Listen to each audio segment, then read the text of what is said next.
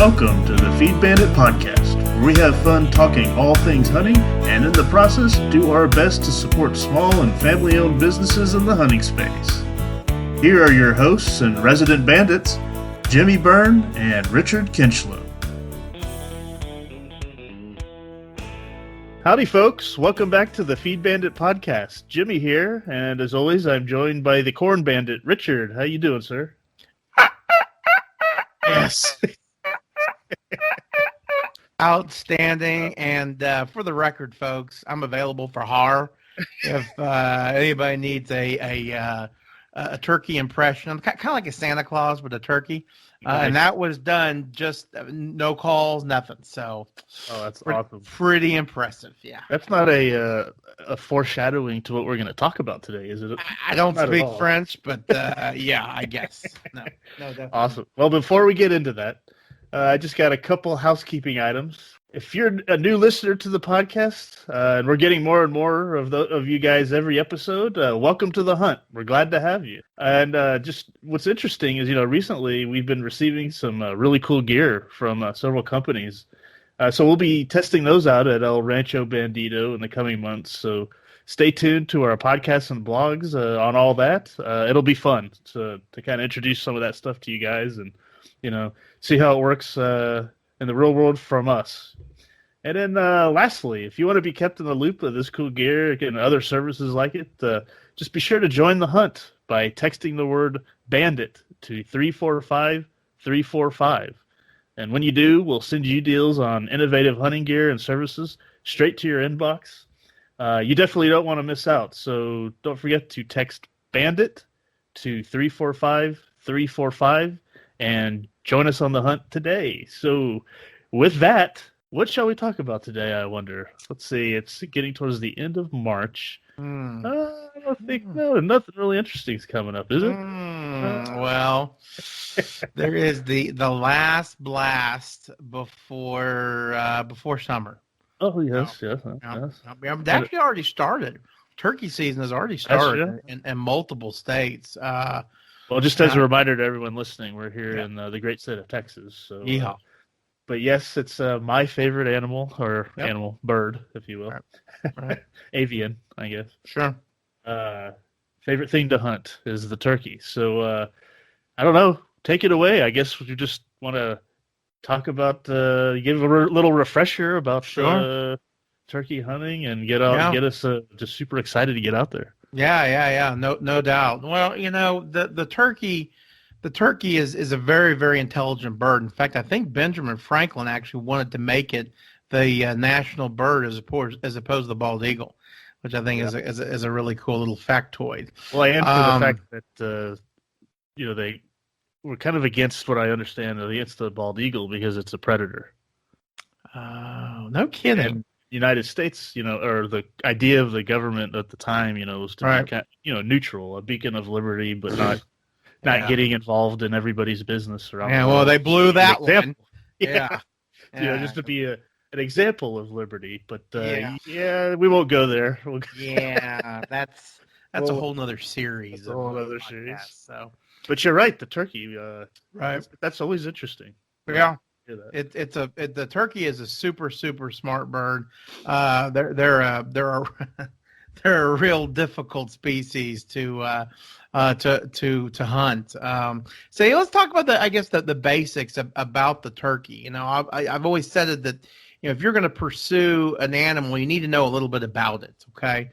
So, the wild turkey, first and foremost, great eyesight. Okay. They see in color and they can detect movement very, very, very well.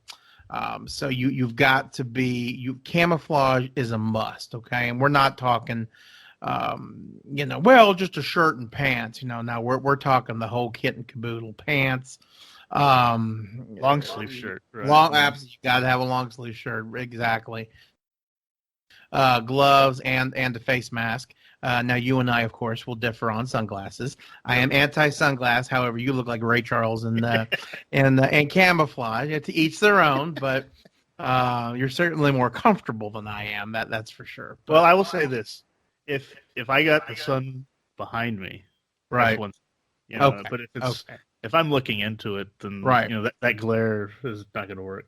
Oh yeah. Oh God, I know. And especially in the afternoon when you're kind of whooped and yeah, nah, it kind of makes for potentially a miserable evening. So yeah, the sense the eyesight is incredible. A hearing is probably just as good as well. So, but I think that definitely the sense that kills hunters the most is definitely going to be the fact that they can see so well. So you've really got to be fully camouflaged. So let's talk about that. And I think that really kind of goes into to your locations. There's a couple different ways of pursuing turkeys. Okay, well, obviously if you've got a deer stand, you can be in your deer stand. Okay, and it works just as well. If you're in your deer stand, obviously just remember that you're going to have that gun out the window. Hopefully, you're going to still need to be camoed up. Okay. And then that includes your hands and all that kind of stuff. And you can get away with a little bit more movement there. But if you're running and gunning, which is kind of what a lot of folks do in the spring, and the technical definition of running and gunning, I guess, are basically playing cat and mouse with the turkey. So you have your turkey calls, and we'll cover that in a moment. And you're imitating a female turkey. And really what you're trying to do is you're trying to pull the gobblers away from the hens. So it's cat and mouse. It's a lot of fun. And those the gobblers will get fired up, and they'll gobble and they'll drum and all that kind of stuff. So that being said, when you're out there running around, you've really got to make sure that you find a good spot, and if you're setting up on the ground and blend into your environment.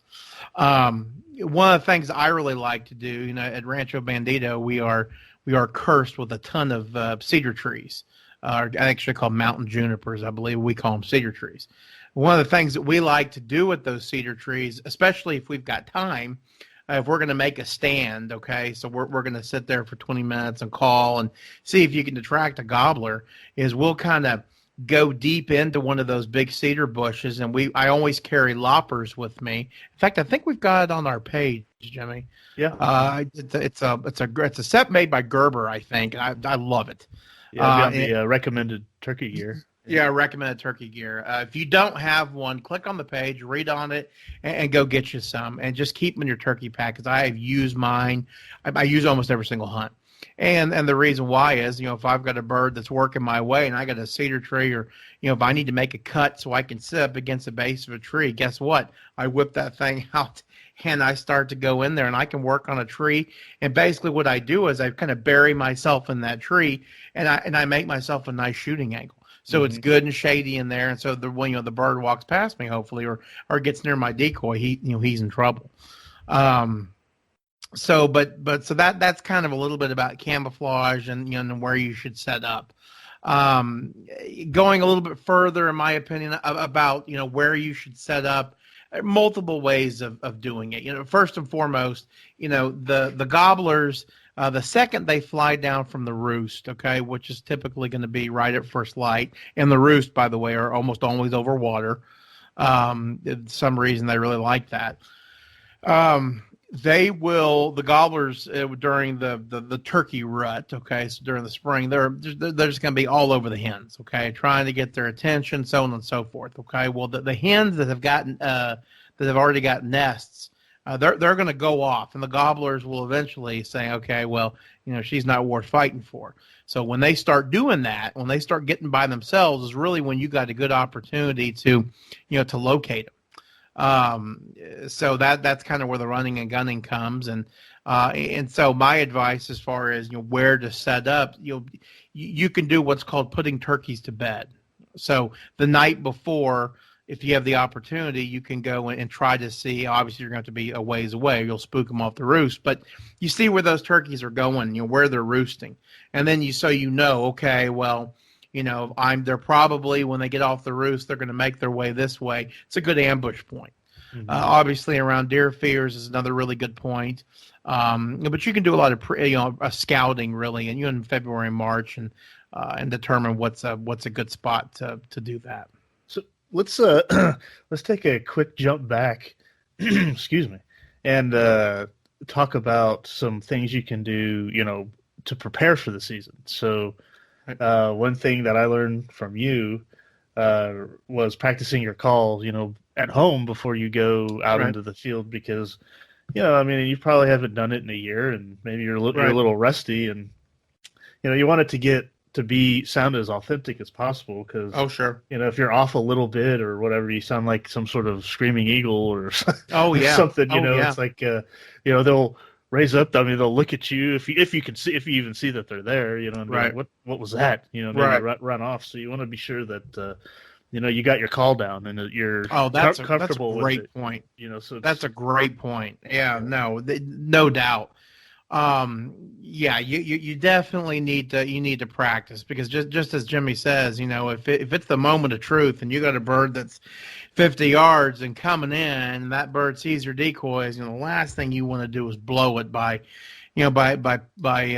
spewing a foul note, whether it be with a mouth call or a box call, your slate call, whatever it may be. So yeah, practicing it just like in anything is definitely key. I'll pull it out here and yeah. And Laura, I'll do it a little Right. bit and let's just be like, what is that? Yeah. What are you doing? She loves it. Yeah. But it's fun. Oh yeah. Well, there's no doubt. When again, practice makes perfect. And really, what the turkey calls, you do have to practice. I mean, they're not. They do make some that you can just kind of. They're like little boxes you can put in your hand, and you press the kind of lever on top, and you can do a hen yelp pretty easily. But I've never been. They sound a little too mechanical. So for me, I really prefer the slate call. And the slate call is going to be just as it suggests. It's basically just looks like a coaster, but it's made out of slate. And then you have what's called a striker. And the striker is going to be, typically they're made out of wood. I prefer wood. I like the sound of it. And basically you rub it along the slate and it'll go. And it just makes You're really good at that. Yeah, I appreciate it. I've been practicing a lot. Been practicing since I was 7. But turkey hunting was the first time I ever went on when I was 8 years old. So, in Menard, Texas. So I've had a lot of time.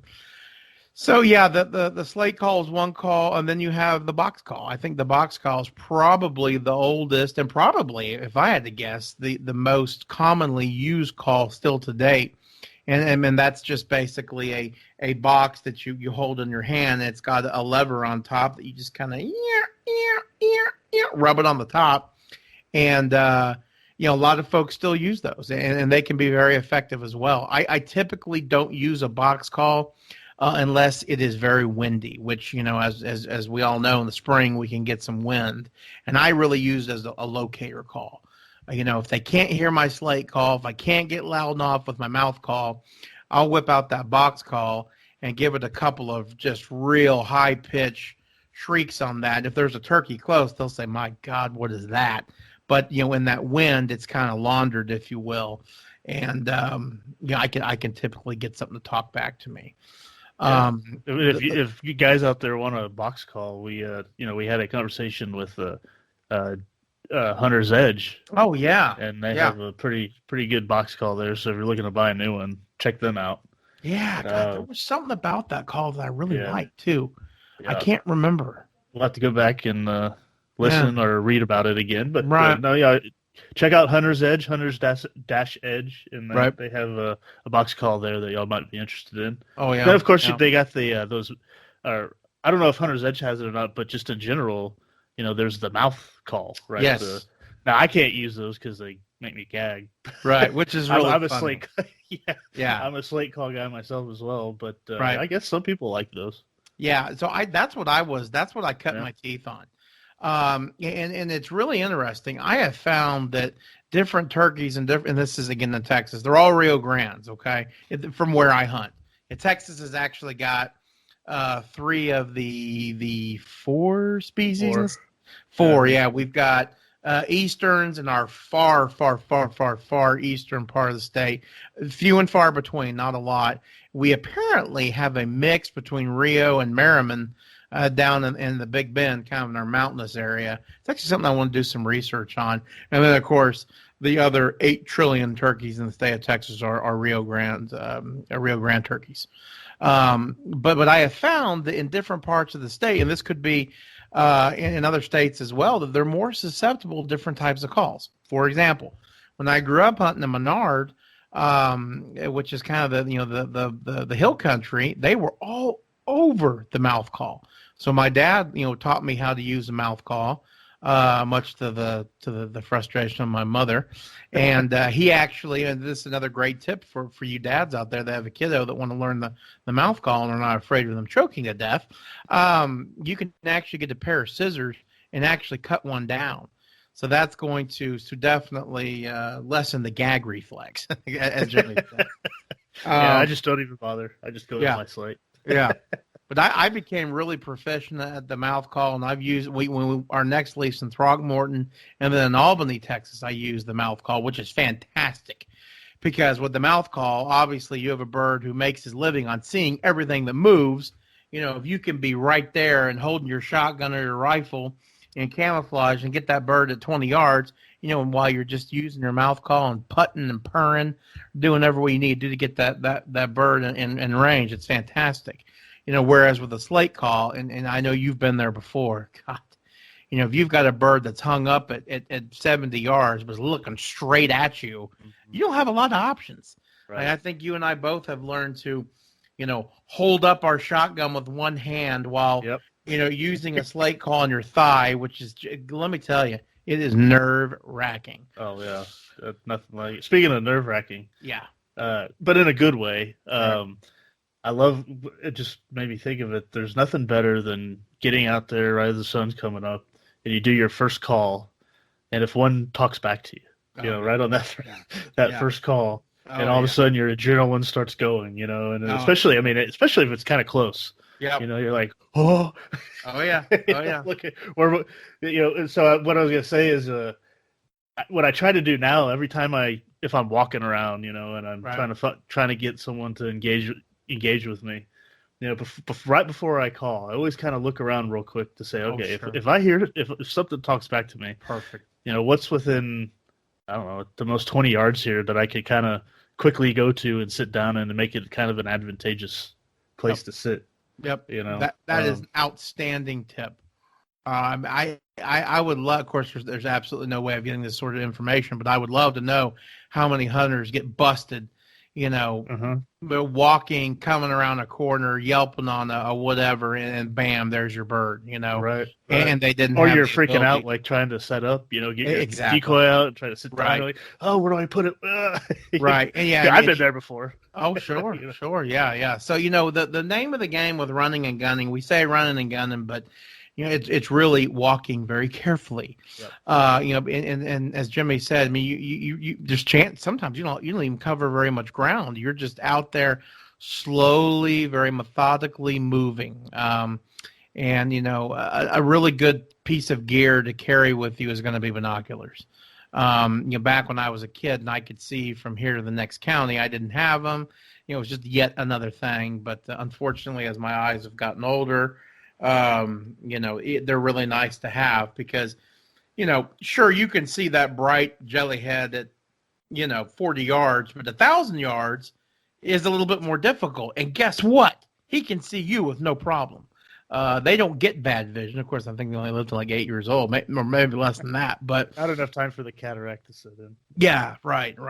So, carry binoculars. I think that's a good segue into our kind of the what gear do you carry? Yeah. So also if you're walking, yes. If you're doing running and gunning, as you say, right. Have comfortable boots. God, yes. Especially in the morning, have ones that have some sort of I don't know, Gore-Tex or something on there because of the dew on the ground. Yep. Especially in the spring. Yep. That's I would not go out without my boots. Sure. Just like that. So. Yep. And typically I'd say most hunters at least in Texas go out with snake boots because of course the rattle bugs are good and fired up, and the copperheads and everything else that will ruin your day and cost you a lot of money and the visit to the hospital are slithering around. So a good pair of snake boots I think is a must. And then as Jimmy alluded to, it'll keep the dew off your pants and all that kind of stuff. I also highly recommend a turkey vest. They make a dedicated turkey vest that basically it amounts to is it's just kind of like a almost like a backpack, but it's got pockets in the front as well. It has a seat for you to sit on, which of course is really nice if you're if you're hunting out there kind of where we do, where there's a lot of rocks and things of that nature. Some of them now actually come with back braces, which I think is pretty cool. But it's good, especially again, we've used it a million times when you're out there running and gunning. When you've got all this, you're carrying all this gear. It's nice to have all these pockets, so that you can be ready. So, and again, some of the other things that we carry besides your license. Don't forget zip ties. Don't forget a pin, because if you shoot a turkey, you got to sit there and tag it. So carry a pin, obviously a flashlight, a knife. Carry your little tree pruning kit. No doubt about that. And I take a couple of freezer bags myself. Oh, that's a good idea. I'm like, if I want to just clean the bird, out there, right. I'll just put the breasts and I'll take the legs, the thighs, put them in the in my freezer bag, so keep them relatively, clean, and they're dried back into the house or whatever. And you mentioned the vest. Yeah, I love my vest. It has the cushion that comes down, but I don't even use that anymore because I ended up buying one of those turkey chairs that the ones that sit low on the ground. Okay. And I thought you were going to say that your butt had gotten so big that you didn't have it anymore. No, not yet. But yeah. Luckily, I could still fit in the turkey chair. Right. And, not the turkey pants. Though. Right. Oh no way. The button has already popped off that. Yeah. So, I don't. But speaking of, I need to go buy some more. I think. Oh god. This year, but yeah, let me tell you, I swear by that turkey chair. Right. I got mine at Cabela's, just a camo turkey chair deal. But I mean, you could, since you'll be sitting in it, and if you're kind of up against something, you don't really necessarily need like the camo one or anything. Right. And I think they're now sold in just like, you can find like a gray one or whatever, like Academy or whatnot. But they're that low profile, low sitting chair, and oh my god, let me tell you, that was like a night and day situation. And what's great about it also is, if I like to sit for a long period of time at spots sometimes, even if I'm not hearing anything, because in my mind, exactly, I'm always like, it's my luck that I'll be sitting here 10 minutes, 20 minutes, doing calls every now and then or whatever. And then if I get impatient, then I'll be like, okay, well, let me wait a little longer because, they could be right around the corner. Or if I get up, because it's happened to be both, all different scenarios where I'll be like, I'm going to move because there's nothing here. I'll stand up and bam, like 5 yards away, there's that silent turkey. Oh, yeah. But no, I mean, or I mean, I've sat there probably, a lot longer and just been like, okay, start, daydreaming off. And then all of a sudden, 2 toms come around a cedar, right there without saying a word. So it's like, you just kind of never know. But anyway, my point there is having one of those turkey chairs it lets you sit significantly longer than if you're just kind of sitting there, without any kind of back brace, or if you're, you're leaning against a tree, if you can. Right. But just having that chair kind of allows you to, you don't necessarily have to find a good perpendicular tree that you can kind of lean against. Right. Because you just set that tree or that chair pretty much in front of anything. Right. And spend a lot more time in one spot if you need to. Right. Before your body just starts shutting down and going against you. and that's really nice, because I can't tell you how many times where, again, I've been in a hurry, and I have to end up sitting on backing up against a mesquite tree, which, if y'all don't know what a mesquite tree is, it's got a lot of thorns, and it can really hurt. So something that you mentioned, we kind of jumping all around here, but you mentioned something about turkeys coming in silent. That's a really good tip. I'd like to mention, because I think it's another area that a lot of people really get nailed, and that is, you have a bird, you have a turkey, maybe it's really windy. That seems to be the times where they can get really quiet. And early season, super late season, sometimes the toms, the gobblers will get real. They just get real call shy. and they won't say a lot, and they'll come in silent to check out what's going on. So much like duck hunting, don't overdo it. If you, again, because the more you're calling, you're giving away your location, which is great, okay. But one of the other problems, and I'm kind of getting off topic again, but one of the other problems is if a tom is hooked up on a hen, and that hen's just hanging around this little area, and you keep calling, okay, that tom knows you're there, because he's got the ability to kind of pinpoint where you are. I mean, probably not like us with GPS, right? But he knows that you're not getting any further away, you're not getting any closer. Sometimes just shutting up, if you've got a bird that's hung up, can really do wonders, because that bird will start to think, oh crap, what's going on, and he can come after you. Well, that's the whole principle of like with humans. I'm imagining, I guess it's with them too. It's like you don't want to seem too desperate, right? It's like if he's like, well, that hen is really desperate, so she's probably going to be there for me whenever I want to go to her. Oh, of course. So I'll stick around here for a while, but instead of what kind of what you're saying, where like give a couple, and then he'll make them wonder, like, oh no, is she going away? Yeah, did someone else get her? Right. Right. Yeah.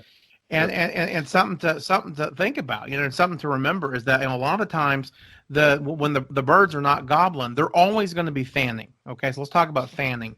Fanning is basically when everybody's saying when a turkey blows up. Okay, he's putting on his tuxedo. He's all blown up, and if you spend any time in the woods and you've been close enough to them, when they fan up, they make this, and that's literally the way it sounds.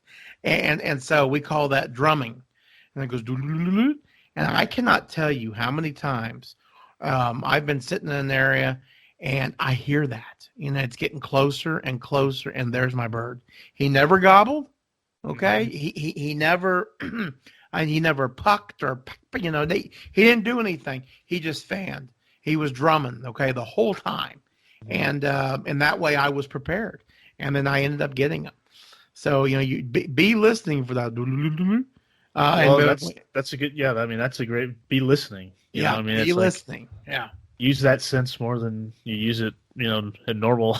I like to, sit there a lot of times, and I'll close my eyes. Now, assuming we didn't drink too much the night before, to where I'll fall asleep sitting there. It's if I'm okay, then then I like to kind of, if you try it, at home or anywhere. If you close your eyes and then kind of almost divert that sense to your ears, you can, almost in a way, feel like you hear more. Oh, sure. Or you're able to hear more detail and that type of thing. You're focused on it. Yeah, you're focused on it. So that's what I like to do, is sit there and if I call, and then just kind of be still and kind of just listen, see if you can hear. Right. I don't know, like even little feet on the ground, or something moving, anything like that, just to give you some idea. Yeah, and talking about hearing, they've got those power muffs now. I think Walker's Game Ears are the ones I have. Again, they're on our recommended gear page on feedman.com. But I've actually got those pairs, and I've actually used them when turkey hunting, and of course they serve two purposes. Obviously, so you don't go deaf when that 12 gauge goes off by your ear. The other thing is that excuse me, it'll allow you to hear. So if it's a windy day, and maybe you're not having any luck, calling a gobbler to you. Sometimes when you're running a gun, you need to go to that gobbler. Yep. So with those muffs on, you're able to hear a heck of a lot more than you can do with just the naked ear per se. Mm-hmm. Absolutely. Yep. Yeah, I guess just to round out the idea of, if you found a spot and you're sitting in and everything, just remind yourself to be patient. For sure. I think just give it a little more time. That's all I say. When you're ready to get up, just a little more time, unless it's blatantly obvious. Right.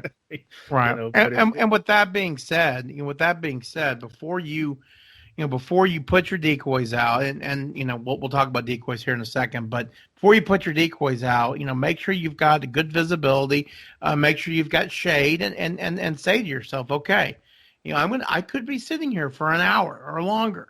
Is this somewhere I want to be? So yeah, no, I agree with you. Give it some thought before you stake your claim.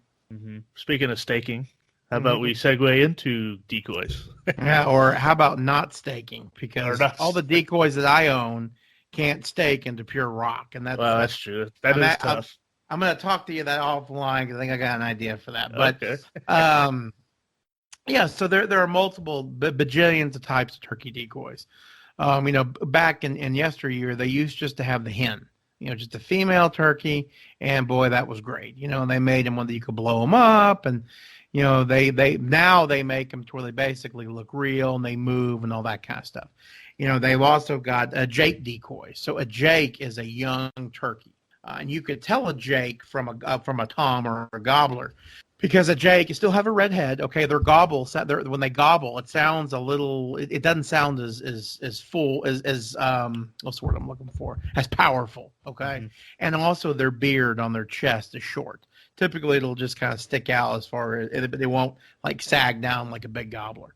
So, anyways, they make Jake decoys. They make Jake decoys on top of hen decoys. They make full blown gobbler decoys. They make all kinds of stuff now.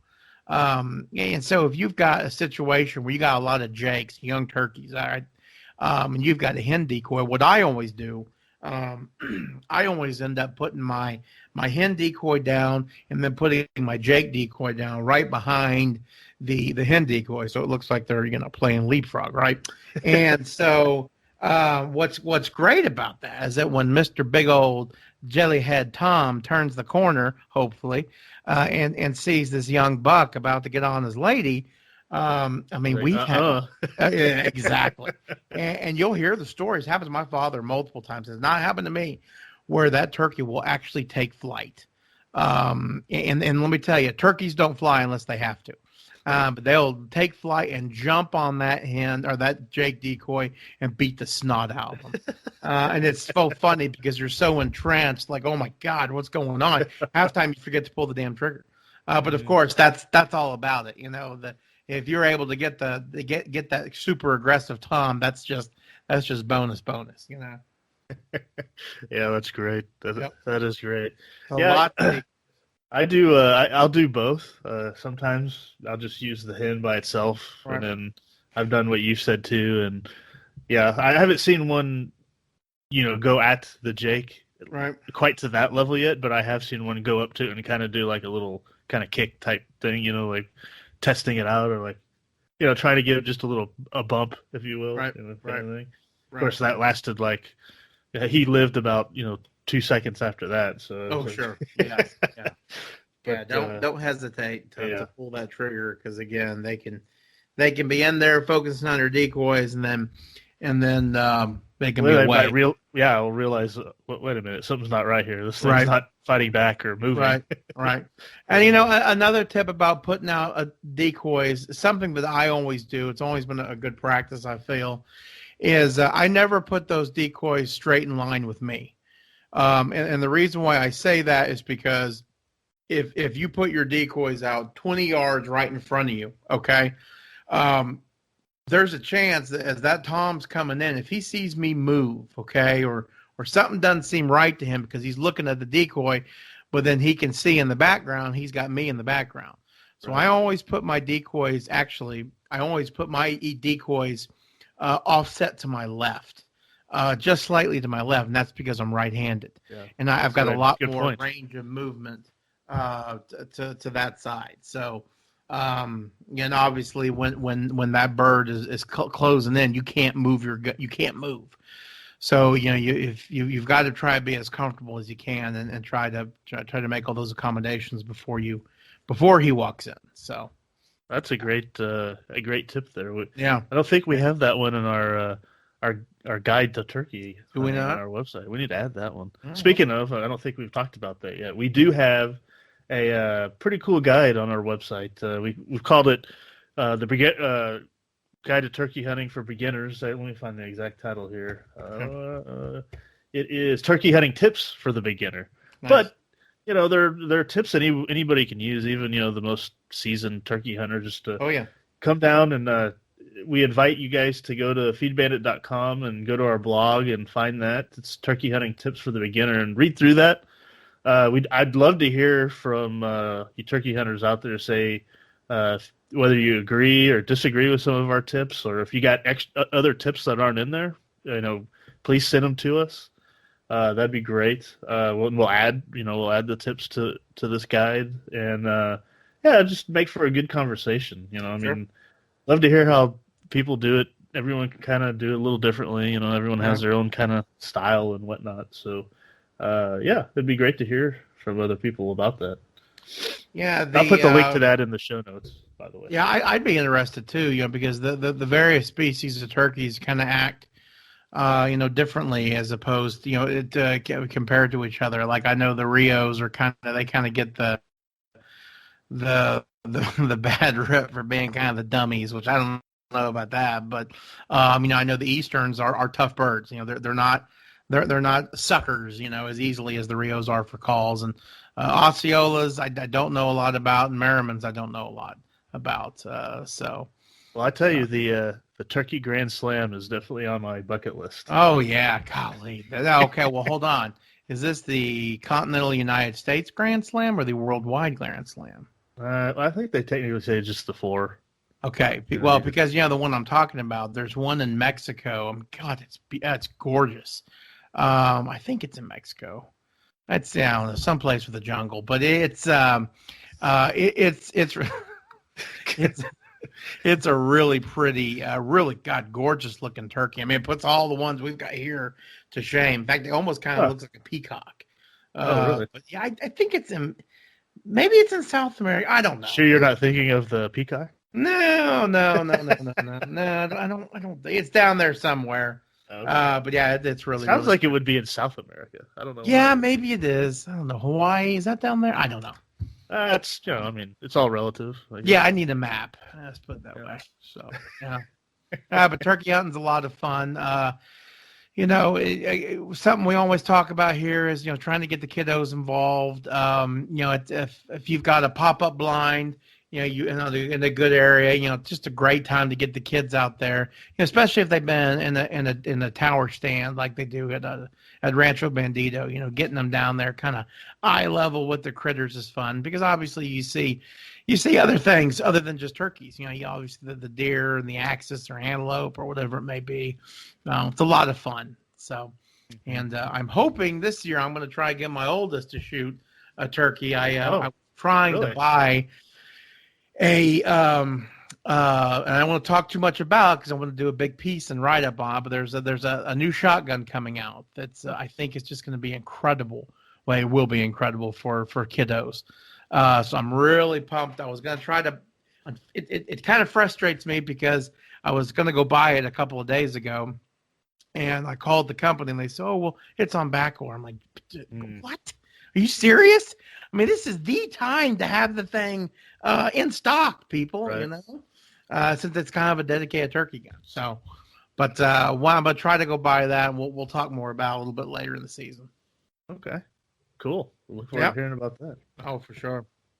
I hope I'm there when she gets the first one. Oh man, me too. It'll be a lot of fun. Yeah, a lot of fun. All right. Well, what else have we not covered? Can you think of anything? Golly, there's probably something that we're missing. Yeah, I'm trying to think. Yeah.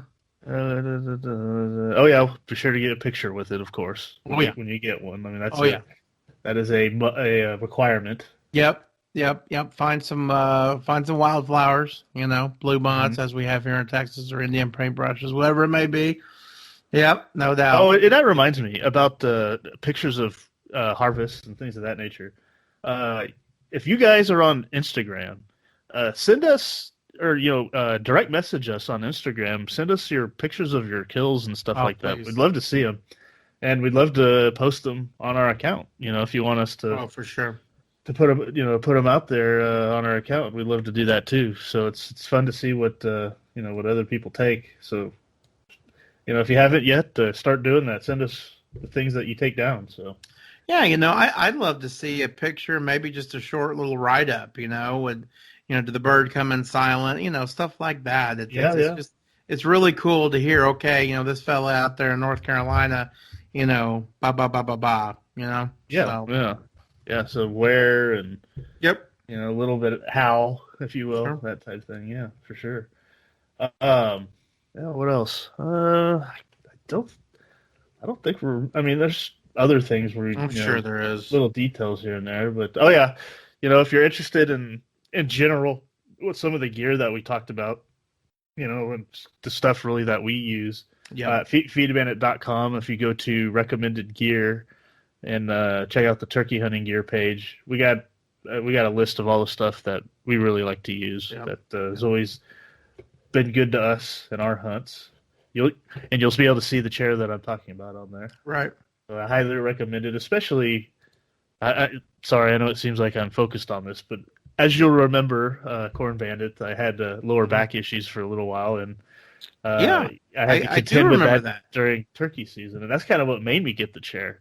And then once I got it, I was like, "Oh my God, where have I been without it?" Sure. But yeah, the two main things as far as I'm concerned, was that chair and good boots with some sort of Gore-Tex or something in them, but comfortable enough to walk wherever, to walk miles. Yes. And then actually the other thing we didn't talk about that I might recommend to people that I really like is my camo hat, but the hat has the mesh already built into it itself. So I don't use like a separate mesh mask and then put my hat on. I just have it all together attached to the hat. That way it's one less thing that I gotta mess with. You know what I mean? So and that's a really good point. I used to use. Well, I've used them all. I mean, back from the '80s ones where you look like some sort of jihadist to I was using some other ones recently that they're a full head mask, which in the morning was great when it was cool. But now I've kind of gone to one that, again, we said it a billion times, you're running and gunning. If you need to set up quick, I've gone to my mask actually sits around my neck. And so if I need to throw it up real quick, hey, no problem. I just throw it up real quick. And it covers basically to the back of my ears. So that's sufficient. I mean, if something comes by, from the back and sees my neck, well, God, you know what? Maybe it wasn't meant to be anyway. So. Yeah, that is a good tip, though. Mm-hmm. Yeah, and then what else? I guess that's all I can think of right now, other than just the very fact that we're talking about turkey hunting right now, and just for people out there, we're actually recording this in the evening, and I am probably not going to be able to go to bed quickly tonight because I'll be sitting here thinking about it all. Oh yeah, just still got.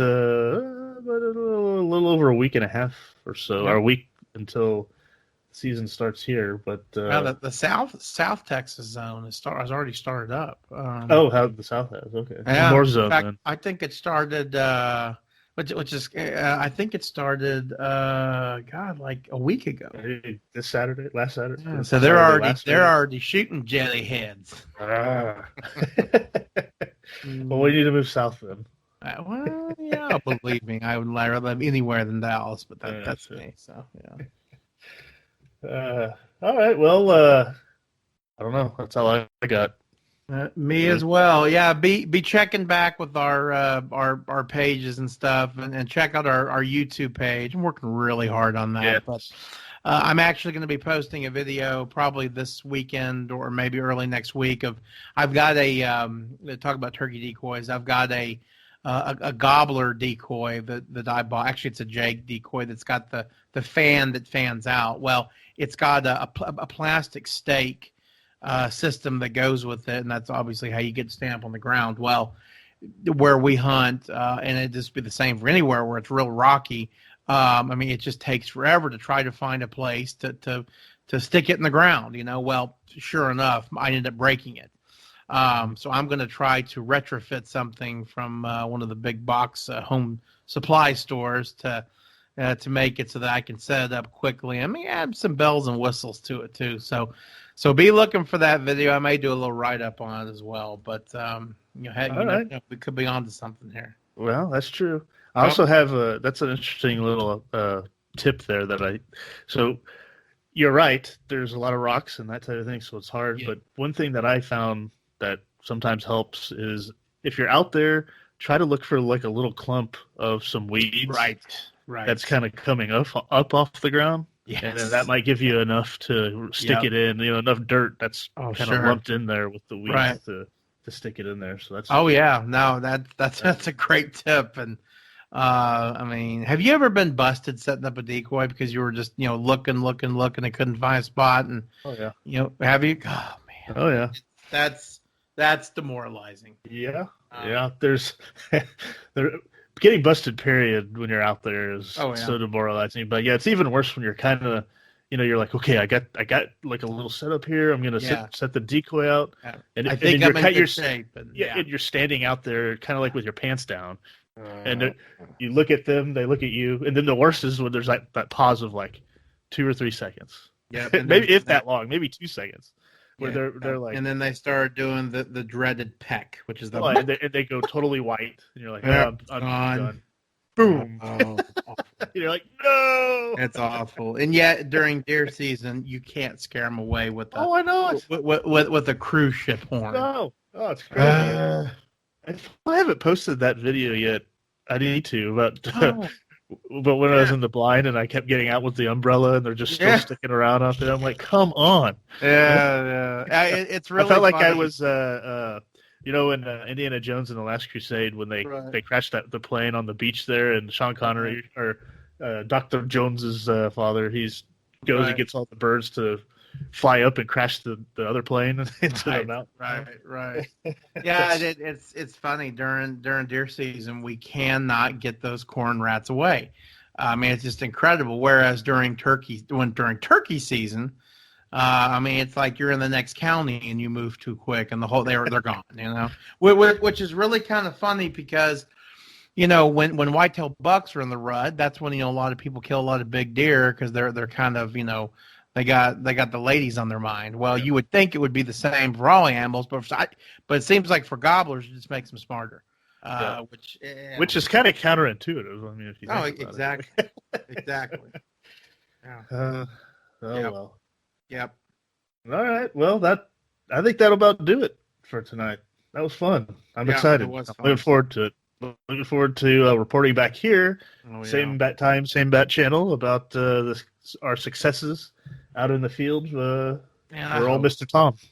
I hope. I went on I taught a lot of people to turkey hunt. I killed a lot of turkeys, but ever since I've been teaching, I ain't been killing. So I ended up blasting one last year I ended up kind of ambushing him, and oh god, it was so great. Besides the fact that my shoulder almost fell off from shooting a 12 gauge, at an angle down like there. But worth it.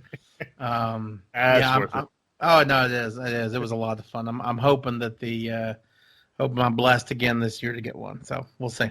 Awesome. All right. Well, folks, you get out there, get out in the field, and get yourself a turkey this year. And let us know how it goes. And again, send us your picture. We'd love to see it. Just as a reminder, if you're listening to this and you're not yet on our email list, be sure to get on there so you don't miss out on some deals on some cool gear and services that we send out to our community on our email list. If you want to do that, you could do it easily by texting the word bandit to 345-345. And when you do, again, like I said, we'll send you some good deals on gear and services straight to your inbox. You'll be joining the hunt, and you'll be up to speed on everything we're talking about and doing. So we hope to have you along.